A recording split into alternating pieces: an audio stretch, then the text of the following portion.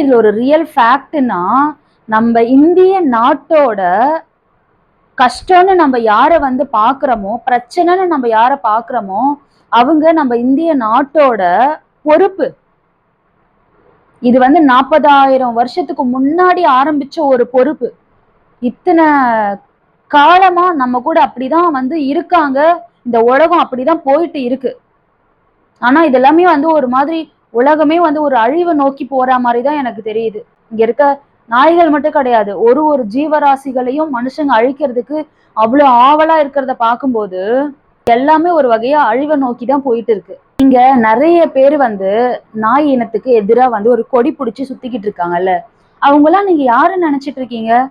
சில பேர் எங்கேயோ ஒரு இடத்துல வந்து சில பேர் பாதிக்கப்பட்டிருக்காங்கல்ல, அவங்க நினைச்சிட்டு இருக்கீங்களா? அவங்க பேரை சொல்லிக்கிட்டு இந்த உலகத்துல காலங்காலமா வந்து இந்த அனிமல்ஸையே வெறுக்கிற கூட்டம்னு நிறைய பேர் இருக்காங்கல்ல, அவங்களும் சில மதத்துலாம் பாத்தீங்கன்னா நாய்கள்லாம் வந்து ஒரு மாதிரி எதிரி மாதிரி பார்ப்பாங்க. அவங்களும் நடுவுல சேர்ந்துதான் இந்த விஷயத்த இவ்வளோ பெரிய ஒரு இதுவா மாத்தி அந்த நாய் இனத்தையே வந்து அழிக்கணும்ன்ற ஒரு முயற்சியில என்னென்னமோ போயிட்டு இருக்கு. அது இன்னும் நிறைய பேருக்கு வந்து தெரியல. இப்படிப்பட்ட சமூகத்துக்கு நடுவுல எவ்வளோ பேரு கூட்டம் கூட்டமா அந்த ஜீவன்களுக்காக உக்காந்து போராடுறதும், அவங்களுக்காக யோசிக்கிறதும், பேசுறதும், இதெல்லாம் பார்க்கும்போது இன்னும் இந்த உலகத்துல மனுஷங்க இருக்காங்கன்ற ஒரு நம்பிக்கையை வந்து கொடுக்குது.